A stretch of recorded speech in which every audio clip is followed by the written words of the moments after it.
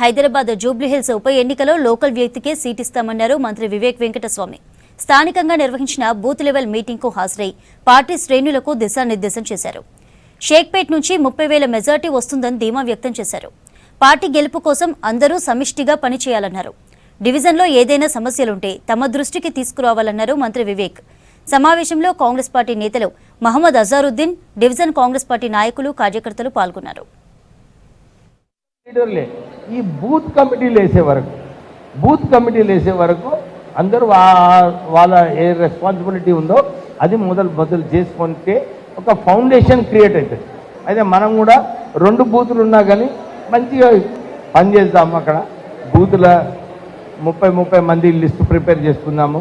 ఎక్కడ కూడా చిన్న మీటింగ్లు పెట్టుకున్నప్పుడు మనకి ఇంకెక్కువ అనుబంధం ఉంటుంది ఓటర్తో. అయితే మనము మన బూత్ కమిటీలు వేసుకుందాము. 3వ తారీఖు వరకు లిస్ట్ ఇవ్వమని చెప్పి వాళ్ళు మనకు ఆదేశాలు ఇచ్చిండ్రు.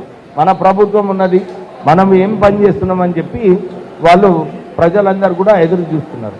అయితే మనము ఇంతకుముందు అయిన వర్క్స్ ఏదైతే ఉన్నాయో ఇంకొక వారం 10 రోజులలో అన్ని వర్క్స్ కూడా మనం ఇనాగ్రేట్ చేస్తున్నాం. ఆదేశాలు, స్ట్రిక్ట్ ఇన్స్ట్రక్షన్స్ ఏమున్నాయంటే ఎక్కడైతే పని అయిందో, ఎక్కడైతే ఇనాగ్రేషన్ ఉన్నదో అక్కడ మన లోకల్ వాళ్ళనే ఇన్వాల్వ్ చేయండి. సో మనము మన వార్డులలో ఏం పనులు ఉన్నాయో మీరు అన్నీ కూడా లిస్ట్ చేయండి.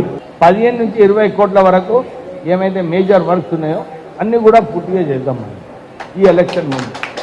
సరేనా? అయితే మనం ఎందుకు గెలిపించుకోవాలి? మనకు సరిపో 20 కోట్లు.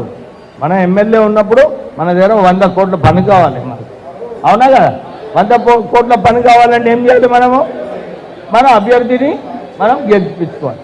సో మనము ఆ ఆలోచనతోని మనం ఒక టార్గెట్ పెట్టుకొని, నేనైతే టార్గెట్ పెట్టుకున్నాయా 25,000 నుంచి 30,000 మెజారిటీ డెఫినెట్లీ షేక్పేట్ డివిజన్ నుంచి తీసుకురావాలి.